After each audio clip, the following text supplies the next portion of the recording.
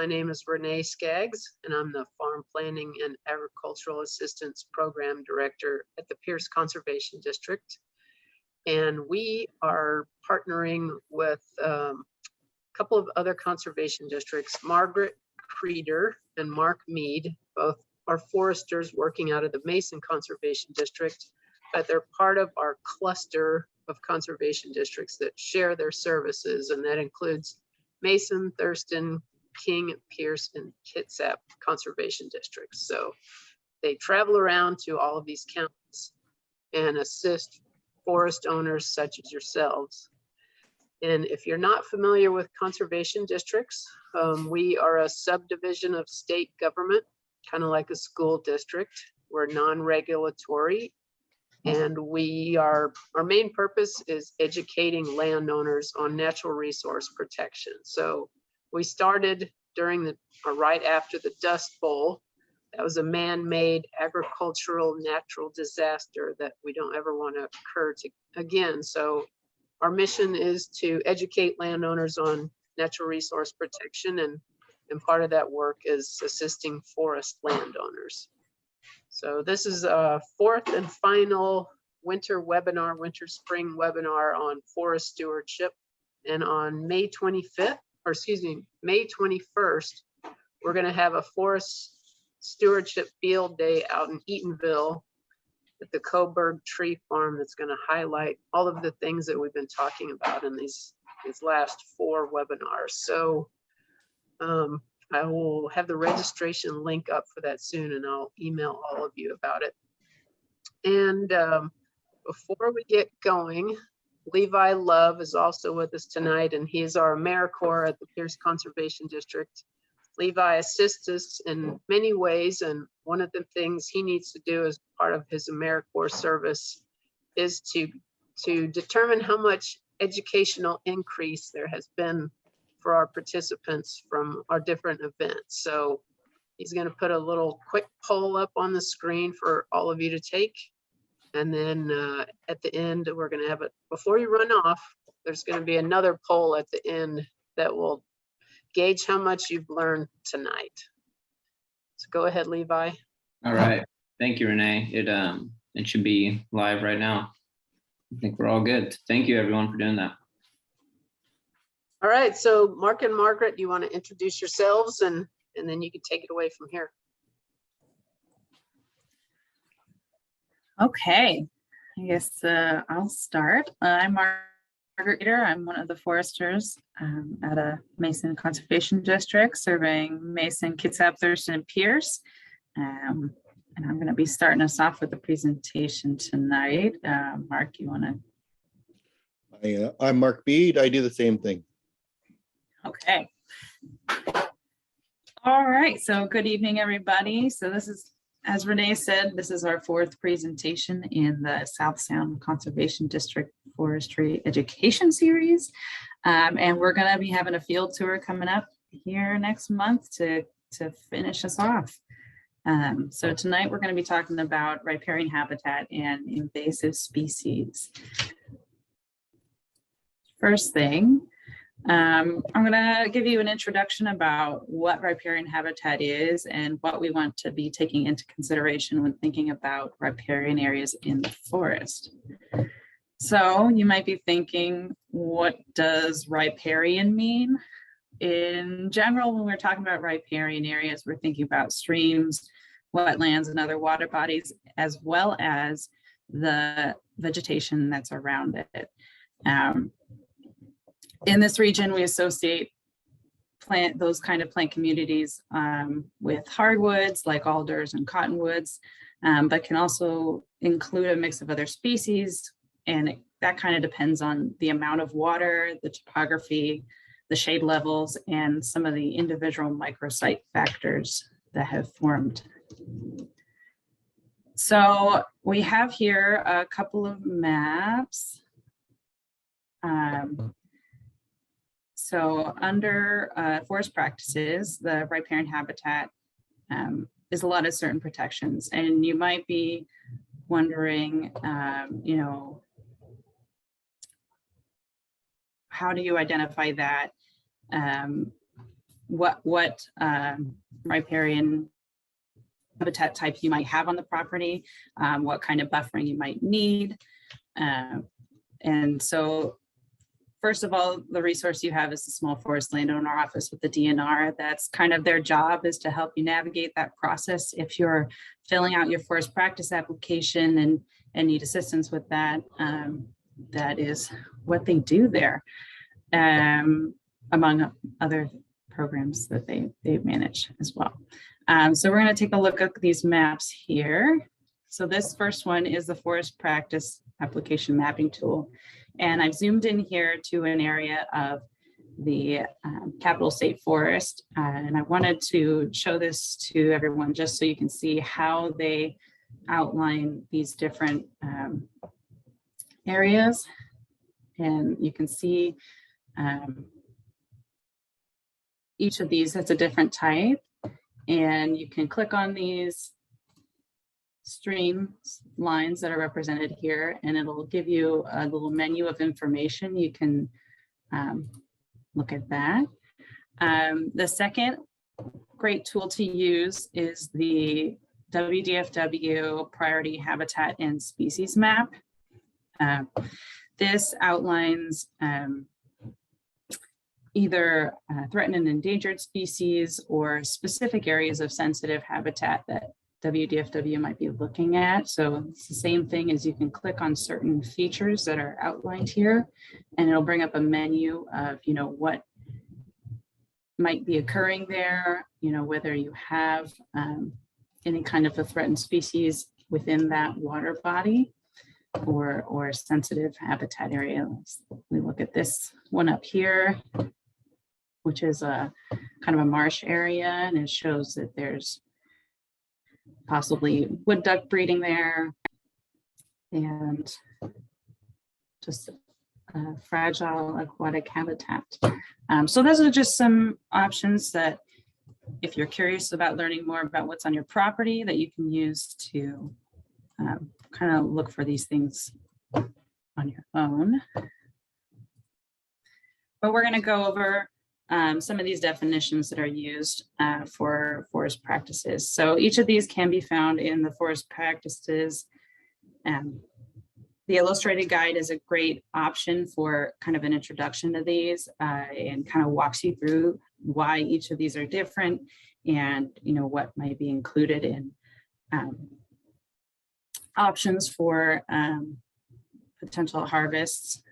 So the first one's shorelines of the state, often can be shown as a stream type S. So this is usually named large rivers and creeks. So something like the Nisqually River, that would be a shoreline of the state. Stream type F is smaller streams that are fish bearing, that are important for wildlife.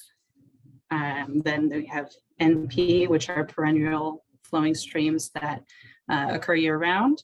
And then NS are seasonal streams, but which are specifically called out because they're connected to either the shorelines of the state or fish-bearing streams. With water systems and watersheds, they're all really interconnected, so that connection point is also an important thing to take note of. And so based on these stream types, there are different requirements for buffers that help to preserve riparian habitat and retain the benefits that this riparian habitat provides. So these are referred to as riparian management zones, and those can go from 200 feet to down to just a 30-foot equipment limitation zone, and that all depends on your stream type. And it's important to know that these kind of riparian buffers are not necessarily complete no-touch zones. If you have adequate shade and have enough basal area, which is basically the calculation of the area an individual tree takes up in the landscape, they look at those two things to kind of determine, how much you can harvest out of that buffer area. And that's something that you can work with the DNR or Small Forest Landowner Office during your forest practices application if you're interested in doing that. So the next part of riparian habitat is wetlands and bogs. So wetlands can be a little more tricky to identify. You can often require a formal wetland delineation if there hasn't been one done on your property. So you can have trained consultants or DNR foresters work with you on that. So for wetlands, there's the type A, the type B, and then the forested wetlands.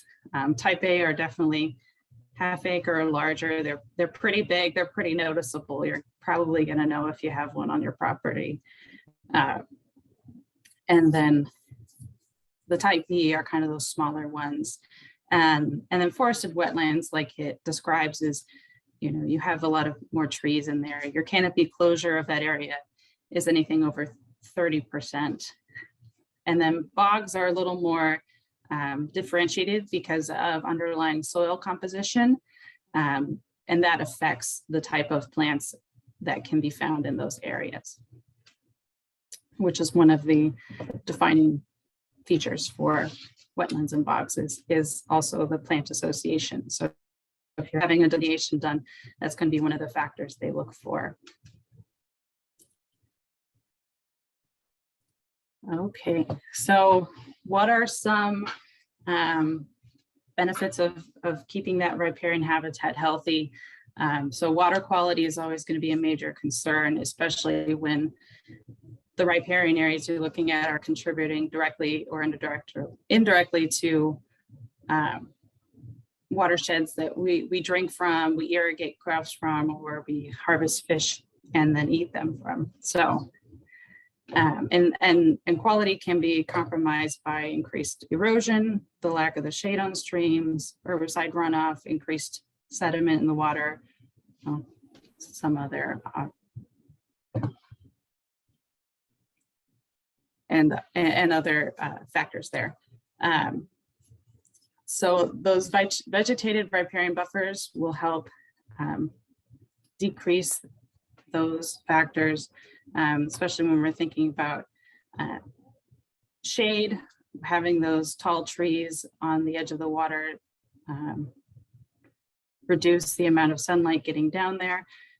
Trees and shrubs on the ground slow the rainfall, they slow water coming down towards on a hill into any kind of a water body, and they trap that sediment that may be carried into that water. When we're talking about fish and wildlife, riparian areas are habitat not only for aquatic life, but also for a majority of other species that we encounter. Riparian areas also accumulate a lot of habitat elements because they're usually left alone. So you see a lot more downed wood over time, which may attract wildlife that may not necessarily be dependent on the riparian area, but may be attracted to those elements.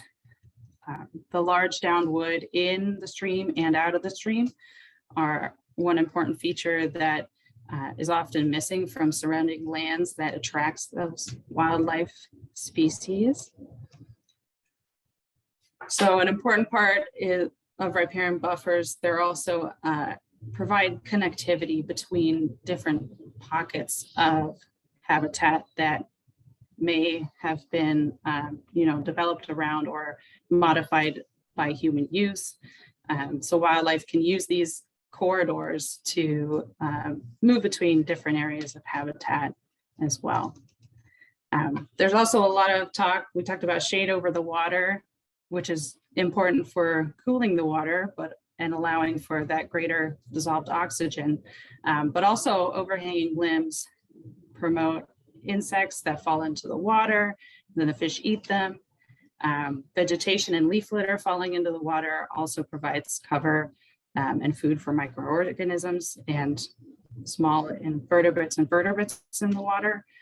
And larger downed wood provides diversity in the water system. It creates small pools and channels, shaded areas that provide cover for smaller fish and in areas where they may not be able to handle stronger currents gives them little areas to hide.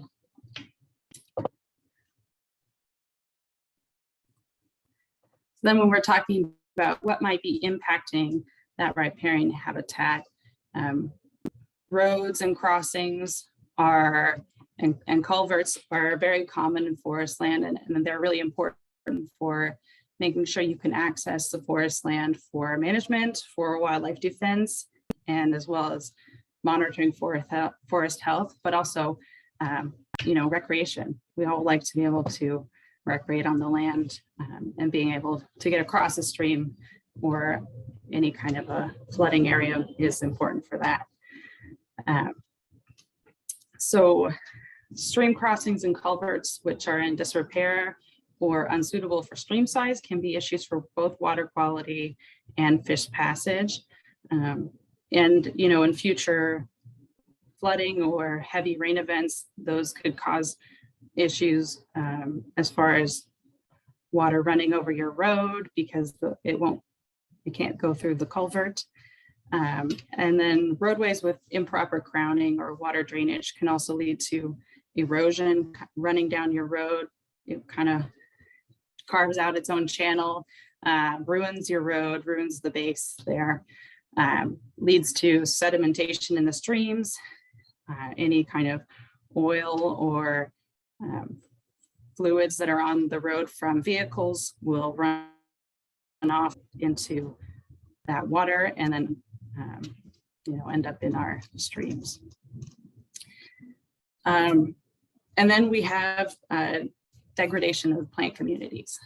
So riparian habitat can become degraded when it becomes imbalanced, and a big cause of this is invasive species. So invasive species can remain as a small component or dormant within a stand for a long period of time. And then during the natural die-off of shorter-lived forest species like red alder, they may spring back up because of those openings in the canopy, and then they kind of take off from there and can really suppress any new seedlings from coming up in the stand. And it can very quickly turn into a situation where you have pretty much, a pile of Himalayan Blackberry or Scotch broom and not much else. And so Mark is going to be taking off in just a minute and talking more about invasive species and how we can look at controlling that so we can help protect our riparian areas as well as the rest of our forest habitats. But first, quickly, I wanted to show a couple of programs that are available mostly through DNR, but also through FSA and the conservation districts. So the first one here is the Forest Riparian Easement Program, and this is through DNR. It's a program that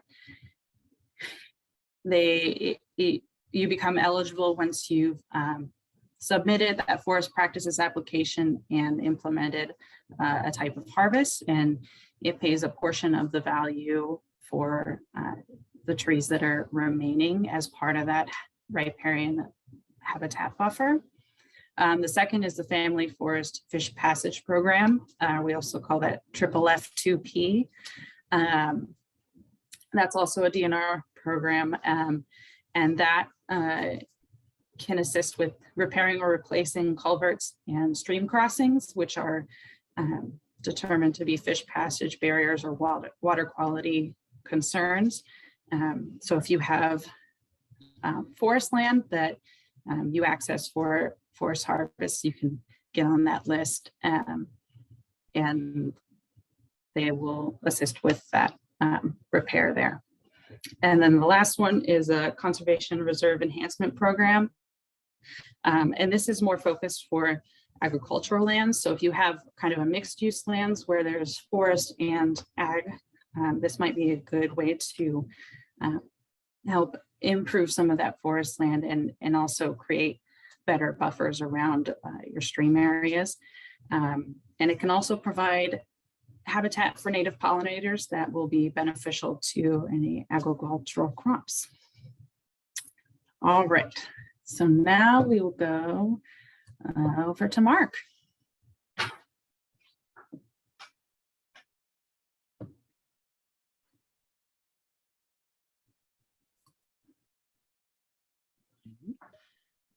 All right, so I believe I have control of the screen. Is that correct? I Okay, think so. all right. So, whoop, went backwards. Another way. Okay, so we're talking a little bit about invasive species and their control. And the first thing that we want to talk about is what are invasive species. Everything you see on the screen there is an invasive species. It's an introduced species that are causing a great deal of harm. And from the top down, it's garlic mustard, earthworms, which is really interesting, gypsy moth, English ivy, starlings, forget the name of the fish, and nutria. These are all invasive species, and they have one thing in common other than the fact that they're not working for us in terms of what happening with their habitat, but they need our help in controlling that the populations. And those populations have grown because they have traits that make them outcompete the native or the existing vegetation and or species in the area.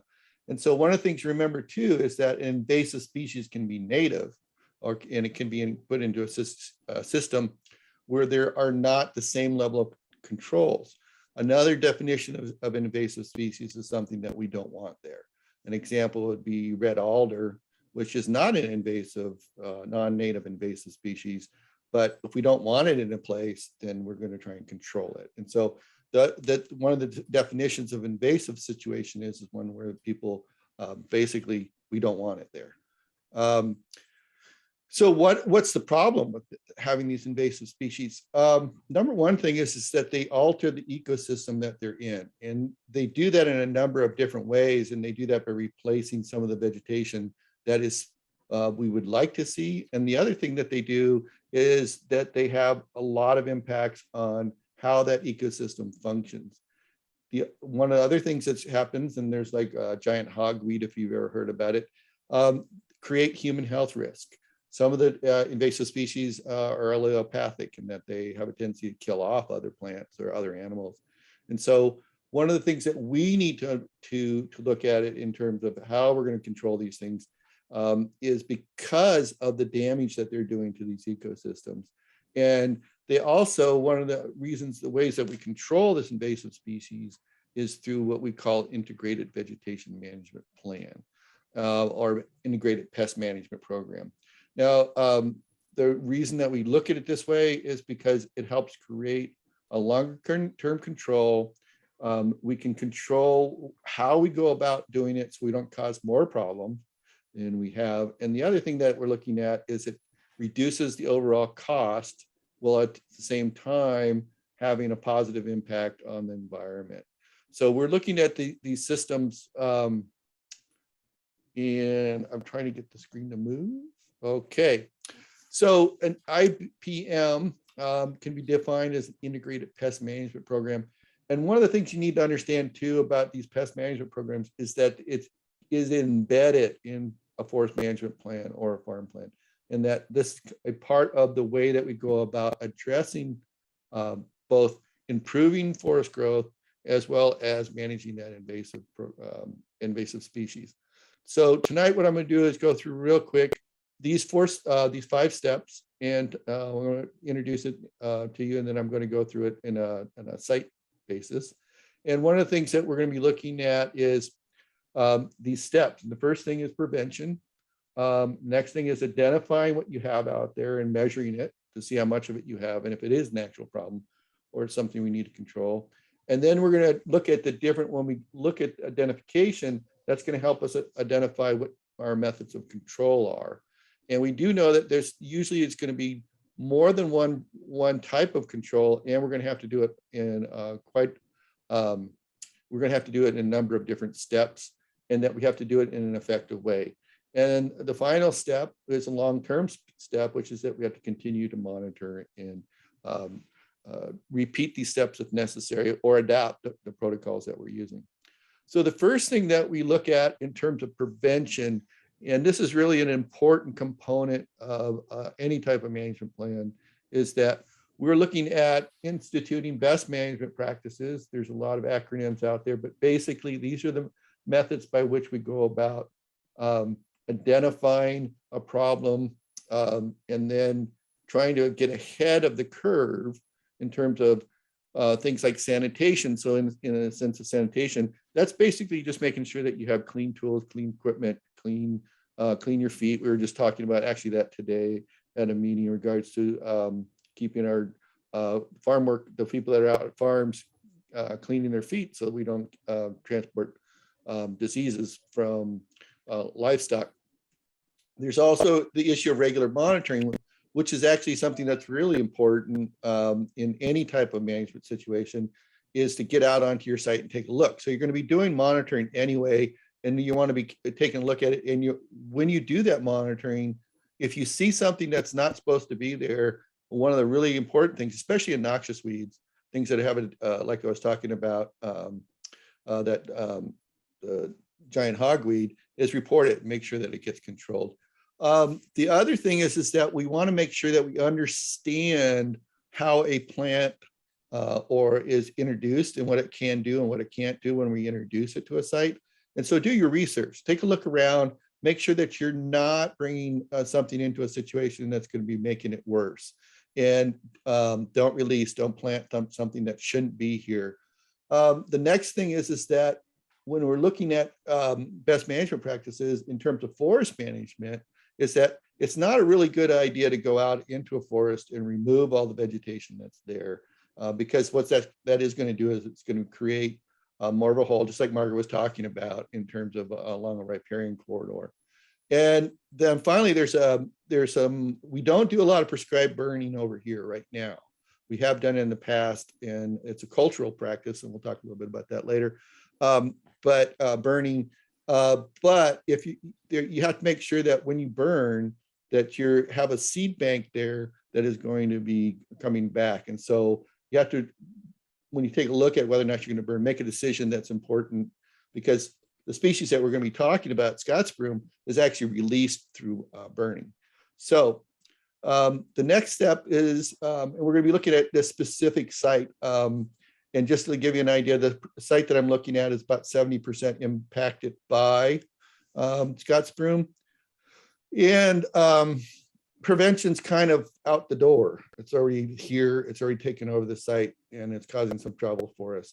So that's not necessarily we still have to be preventative. And what that means is that when we're at the site, we don't want to be moving that seed about, and we don't want to be looking for making sure that we clean our machinery, make sure that we don't get in here and start creating a situation where we create more problems for ourselves in terms of the establishment of this plant by clearing out other vegetation. So that's a preventative strategy. The next thing that we're going to be looking at is identification of the plant, and then a measurement of how much is there. Now, the reason that we need to know, first off, what the species is so that we can identify what type of control we're going to be doing. But the other thing is that we want to understand what the relationships are and the size of the problem that we have, because that's also going to determine what type of management we're going to be doing. So in this particular case, we go out to the site and we've taken a look at it, and there's we've identified the plant. We've got a pretty good idea what Scots broom looks like. The thing to be aware of is that there actually is French broom out there, which is pretty close looking, and gorse are pretty much close looking. The difference, why is that different, is because the management of those species is quite a bit different in some situations. So we have to understand that. The next thing is that when we look at the Scots broom, we know that it's got a long-term seed bank. We want to get out there before the seeds blow up and send their seeds everywhere. And we also want to know what type of plants that we can get in there and get above this plant and shade it out, basically, and what it's going to work with. So as an example, we have this site that we're looking at, and just to give you a scale, this is my car or my truck right there. I think that's not me because it looks pretty big, but this is from a drone. And you notice that we have in this area, we don't have too much coverage. Got about 20% coverage of the area of Scott's broom. It's the yellow stuff, of course. It's about 3 feet tall, and the stems are about 1 inch. There is a Douglas fir stocking in this area, but it's only about 30 trees per acre. So right next to it in stand E is we've got 80% cover, and the 6 foot tall, and the stems are 3 inches in diameter, and the timber stocking is quite a bit more. And you can see it here just popping its head above the Scots broom, and it's about 2 inches in diameter, and it's about 130 stems per acre. So not a bad forest, but, and you can see over here at stand C, we've got a completely different situation where we have fewer Scots broom and more conifer. But we're not going to be talking about that today. So when we look at the methods of control, there's 4 basic ideas behind control. And one of the things that we need to understand is that it's a toolbox, is that these are things that you're going to use together or you're going to be using repeatedly. There's not one size fits all. And some of the methods that we're going to be talking about tonight, there's multiple ways to be doing it for the individual control method. So we need to understand that there's these 4 basic ideas, and then we're going to take a look at what each one of those look like, and then we're going to look at them as applies to this particular site. So cultural control methods, we talked a little bit about this earlier, is things that we can do that are going to change the way of the environment for the plant itself. We're going to try to be looking at things that are going to be able to get this ahead of a time. So as an example, we look at fertilization. If we fertilize, that doesn't make a lot of sense. Obviously, you might think, well, why would we fertilize? Well, in some cases, the plant doesn't like it when there's too many nutrients there. And other species that we get into the site are going to be more competitive, and that invasive species will be moved out. So the pluses of this methodology is that it can be a very targeted approach, and it lasts over a long period. The minus is the other side of that equation is it's going to take a long time to establish it, to get this practice growing, because it is not a quick fix. And it can be costly. So as an example, let's take a look at Scots broom. Well, control methods or cultural control methods include burning. We talked a little bit about that. But we also talked about replanting an overstory that's going to get up above as we just mentioned, we're going to get above the plant. These are cultural methods for doing control. It doesn't sound like a cultural issue, but if you think one way to think about it, of course, is that this was a long-term strategy of the indigenous tribes in the area, was to burn these areas and to keep vegetation down.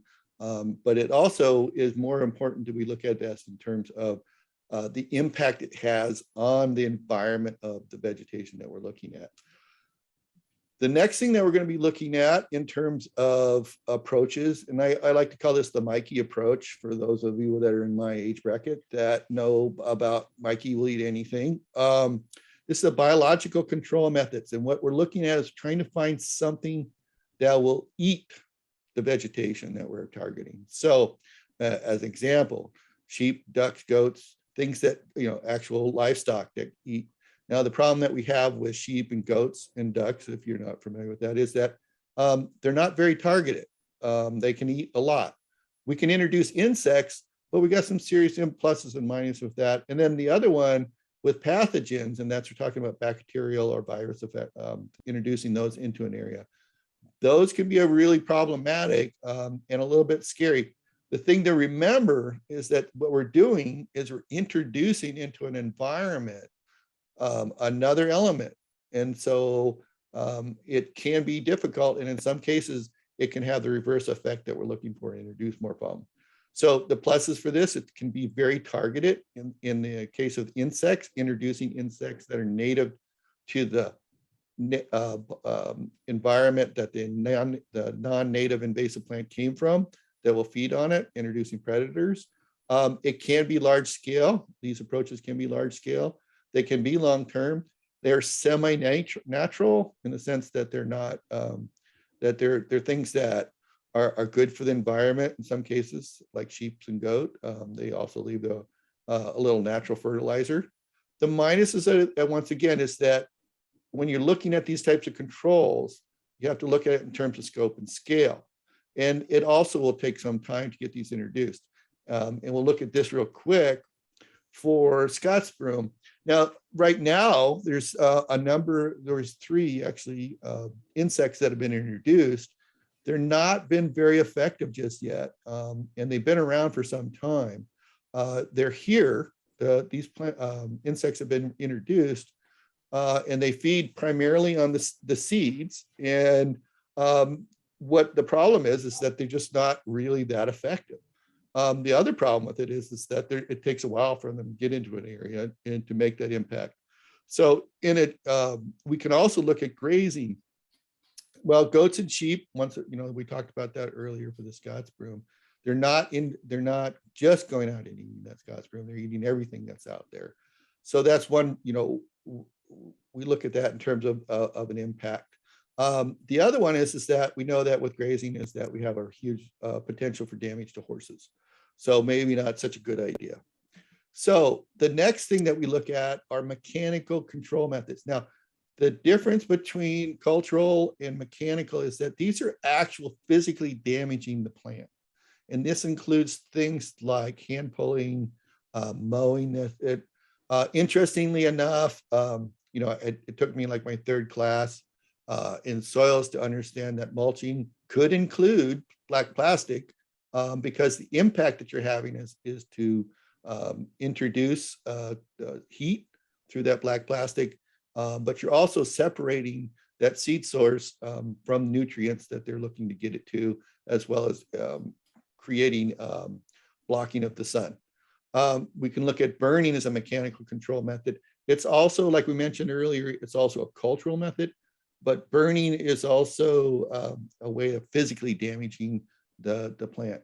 Flooding is a manual control. Now, the advantages of this method is it can be very, very targeted. You can limit the impacts. You have very strong control on what's going on, especially if you're doing something like hand pulling or tilling.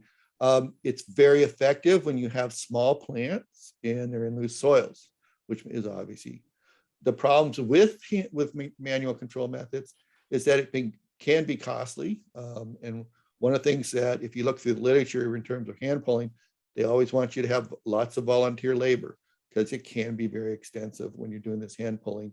And that the other thing is that you're only going to be covering if you're doing a lot of manual work or mechanical manual work and mowing and being very specific. You're not going to be able to cover massive amounts of ground. And you are going to have to go into multiple entries. One of the things that we look at in terms of hand pulling too, which is a secondary impact, is actually trampling by those people that are coming in on the plants that we want to keep. So what does that look like for Scots broom? Well, you can pull it out if it's small enough, and we can pull it out with things like the weed wrench, if you're all familiar with that. Excavator and the uprooter are exactly the same type of devices. The issue that we have there's a potential that hand pulling will create more disturbance and it'll stimulate that seed germination for the Scots broom. Interesting thing for chopping or hand cutting at the ground level of large stems. This is above 1 to 2 inches in diameter stems, and that's when you got old growth. Scots broom is when it's up to 2 inches in diameter at the butt. Is that you can actually cut it down at the ground level and leave it. The seed source is already there, so you're not going to be able to get that out of there. But it's really good in flat areas. You have to time that entry. You want to get in there before that seed pops, and you are going to have to come back and do repeated entries. So the next one, and a lot of times most folks are going to, this is a very controversial one for some folks, but it is part of the toolbox, and it's usually like the last resort. This is where people have some quandaries about it, and rightfully so, in terms of herbicide use. And so one of the things that we want to understand about chemical approaches is that it is the last thing that we want to look at, but it is something we want to look at. So how do we apply chemicals? This is one of the things that we determine when we're looking at a control method, is that it can go on right on the leaves, and we can do that by a backpack. We can wipe it on. We can do it for a spray broom, and this is pretty effective in a lot of places in terms of how we go about it. We can do a basal bark treatment, which is basically you spray the herbicide directly onto the bark of the stem, and then there's a frill, which is a hack and squirt, and you create by girdling the stem, and then you pour the herbicide inside of it. And then there's the cut stump treatment, which is where you cut the plant down, and you put the herbicide right along the cambial layer, so it gets transported in. Pluses for this, herbicide applications are really good on small infestations and new ones. It's highly targeted, can be, if you're using one of the methodologies for application, can be very specific. It's going to reduce long-term labor because it's not involving removing that vegetation and doing a lot of individual plant removal and that more physical labor. The minuses of it, we just talked about that. Large health concerns, it is extremely costly on a large scale. Herbicides are very costly. They're not something that one looks at on a large scale in terms of the applications, doesn't look at lightly. And it's very controlled in the sense of regulatory processes, and a lot of the herbicides you can't be using around the streams that we were just talking about in riparian corridors. Now, when we look at the IPM for the Scotch broom in this particular site, the control methods that are available for us in terms of the herbicides that we want to be using can be done with foliar spray on a backpack sprayer or the like. We can also do a paint on this, paint the stems, the basal bark treatment, and we can do a cut stump treatment. Now, the other question that you're probably going to ask me is, what chemicals are we going to use? And this is something that is extremely important for people. Renee just reminded me that weed rinses are available at your local CD. And that is true. Just about every one of them has at least 2 or 3 of them, if not more. Interesting story about those guys. They were first started by a commune down in Oregon. But the one thing that, going back to the storyline, when you deal with chemicals, you are responsible for reading both the label and the MSDS, the material safety data sheets. They look very similar. They're provided in any herbicide that you purchase, they're going to have it. The material safety data sheet is going to have hazard identification, first aid measures, exposure controls and personal protection methodologies, the stability and reactivity of this. Now, if you're a chemistry geek, you'll know what that means, but basically how fast does this stuff react and what does it react with if it does get in contact with another chemical. The type of toxicology, and basically in toxicology, what we're talking about, how does it impact something and what is it going to impact? Ecological considerations and things like disposal, transportation, regulatory issues. And some of that very same information is going to be available in your label. And your label is going to tell you about whether or not it's a restricted use pesticide. Restricted use means that you cannot use this if you don't have license to do it, or it's going to tell you where you're going to not be able to apply it. Interesting thing is that on the labels, it's going to tell you about resistance management. Resistance management is talking about how do we stop this, the use of this, how do we use this correctly so that the plants don't build up a resistance to this herbicide. It's incredibly important because the more resistant they become, the more resilient they become, the more opportunity they have for expansion. This can have your mixing instructions. It's going to tell you how to apply it. This is incredibly important information for you while you're getting ready to use a herbicide, because it's going to tell you what to formulate it with and what to mix it with for your applications. The other thing that it's going to tell you, and this is the most important thing, is you should not be using a herbicide unless it's labeled for the directed product or for the target that you're looking at. So if you're using a herbicide, you want it labeled for use against the plant you're going to be controlling. Not all chemicals are going to act the same way. And that's really important when we take a look at this with Scots broom. There are two very specific types of herbicides that can be used, chemicals. One is glyphosate, the other is triptychlor.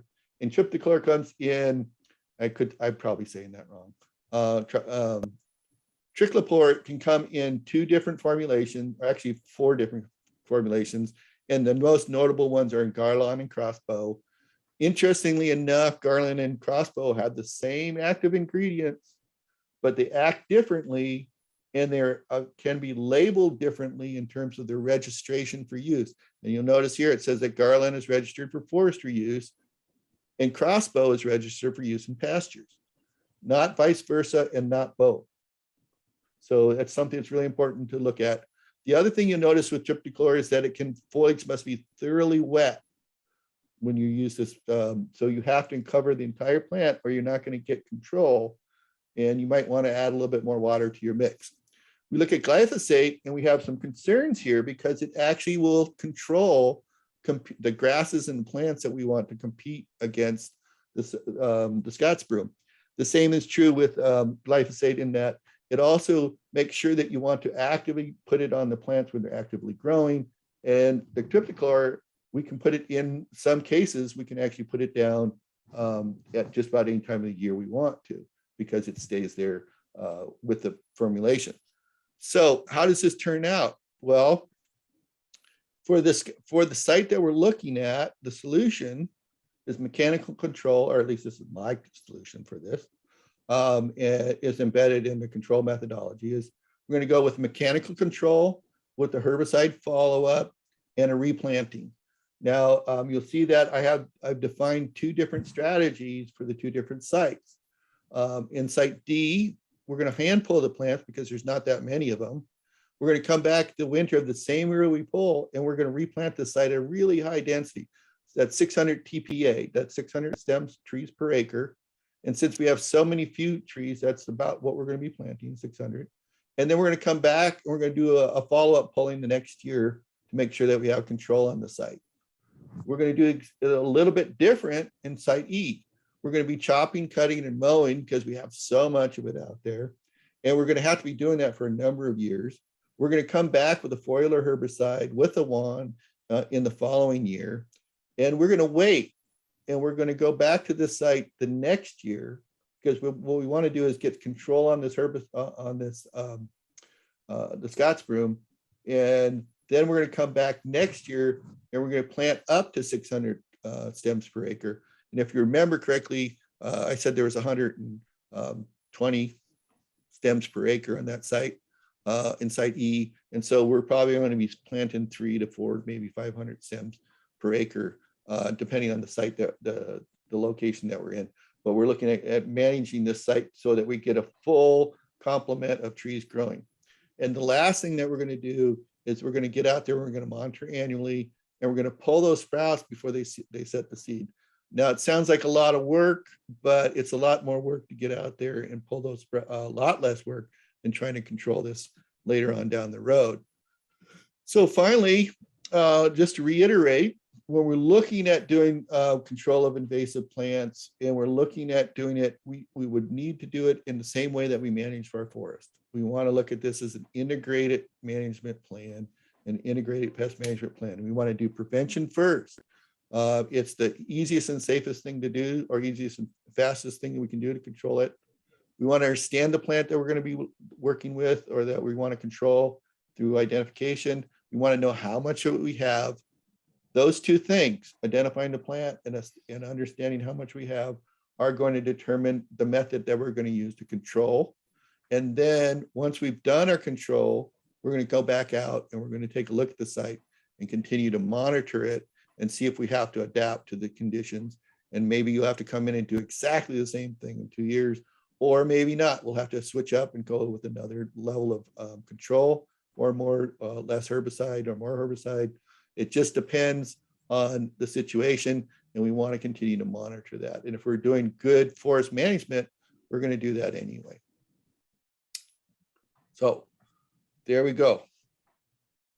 Oh, by the way, English ivy, blackberry, and Scots broom are all non-native invaders, just to let you know. It's a cheat question there. I didn't jump on that at all. I don't want to get into too many things about individual controls, but I just want to talk about methodology today, just like we talked about a lot of things. So before we take questions, Levi's going to do a post-webinar survey to see if you all took in this information. And then we'll open it up for questions. There aren't too many people tonight, so I think everybody can just turn on their microphone and go ahead and ask the questions.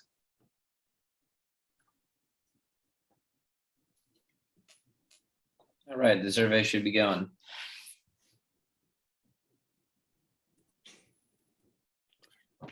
That's a good question, Tom. Tom's asking us, is the flammability of English ivy a reason for concern? As a ladder fuel, yes, it is. It does have a waxy coating on the exterior of the plant. In terms of actual control on a large scale, right now in the Pacific Northwest, it's more about its impact on the overall environment and the creation of what we call monocultures.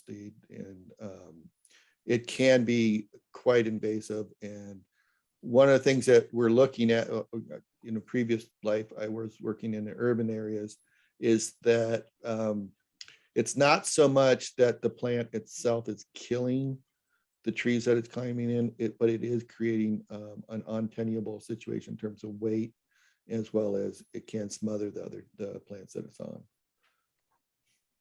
So I think the question was about English holly, Oh, English not holly. English ivy. Oh, sorry, I didn't. Oh my God. Same is true there. Yes. English holly. We were just at a site earlier this week, and I didn't think there was much of a problem until we walked into a grove of holly. And it's introduced, one of the big reasons what we were talking about earlier is prevention. With holly, it's the same issue with the fire. It's not, can be a problem, but fire is not something that we have too much of an issue with here in Western Washington. But the reason we want to control it mostly, the holly, is because it does have a seed that it spreads quite a bit through birds eating the seed. And it can become monocultures in an area. Once it's established, it's extremely difficult to get out, extremely difficult. And so it can, one of the problems you run into with holly is you try the cut stump application or cut the plant down, but as soon as you do that, you stimulate reproduction in the root system, and then it just takes off.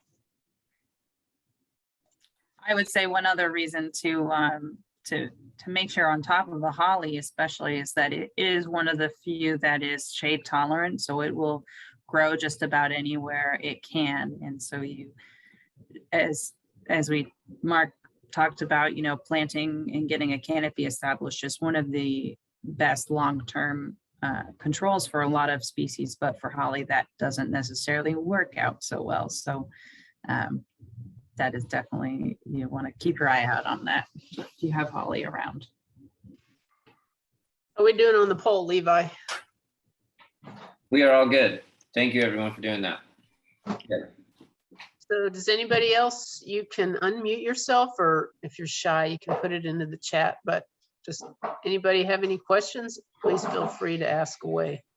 And I'm going to ask one in case no one else is. Oh, here we go. But so what would you recommend on holly control? Digging it out if you don't want to cut the stump? Yeah, if you're not gonna cut it, if you can pull it, if it's small enough to pull and get the majority of the root system out that way, that's a good option, or digging it out. When it's big enough, you would really be making a significant impact to either dig or pull it out. So once you get to that level, that cut stump treatment for herbicide sometimes is your better option, and just coming back when it's small and repeating any kind of a method you can on there. Yeah, and you can use your conservation district supplied weed wrench on that. Yes, yes. Yes. Okay, so we- we got a question about shading out Himalayan blackberry. So as I read that question, it says, is it true that overplanting with evergreens works better for Himalayan blackberry compared to deciduous trees? Good question. I would think so, but the truth of the matter is that Himalayan blackberry will sneak out from underneath that evergreens. It is not shade tolerant, but it will grow along the edges into the forest. So it's not something that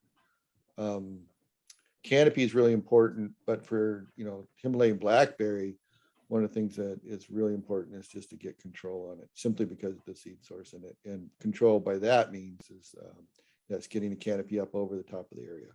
Deciduous trees, yes, unless they're sufficiently dense planting, they're not going to be as effective in controlling it. Okay, looks like we have another holly question from Carol.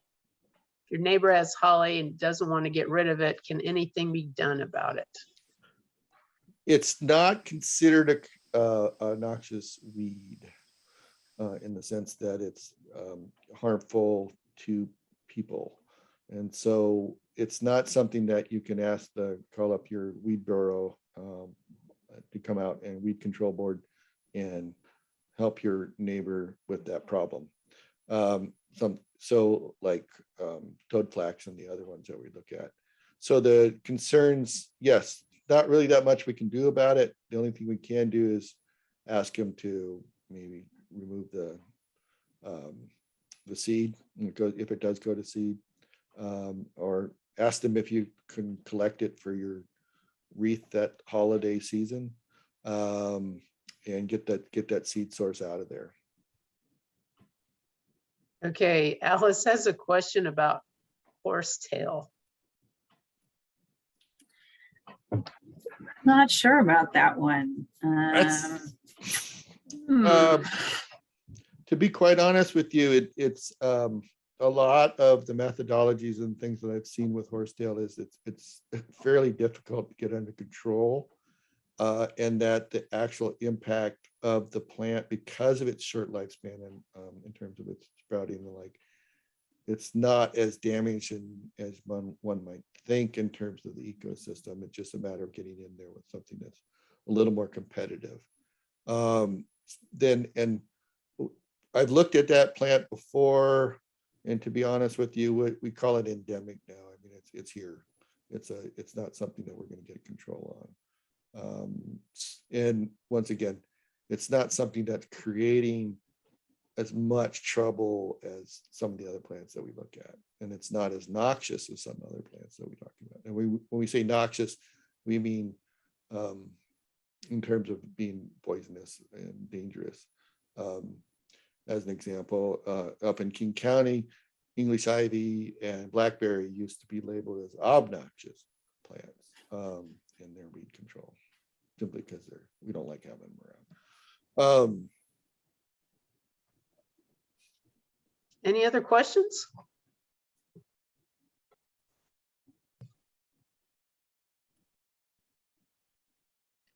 Anyone is thinking of any, just wanted to let you all know that Pierce Conservation District is going to have a wildfire preparedness workshop on May 25th. So if you missed our previous webinar on that, or you want to get a little more information or get a reminder, you can register for that on our website.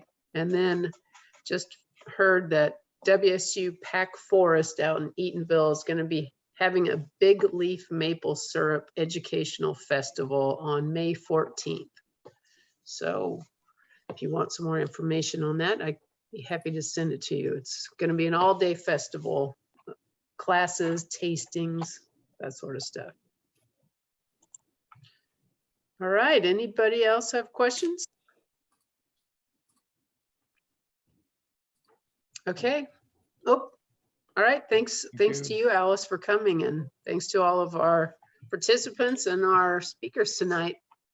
Everybody have a nice evening, and I sure hope to see you on May 21st at our Forest Fields Day. This is a beautiful site. It's an incredible, inspiring forest. So hope to see you there. Thank you. Thank you all. Thank you for coming.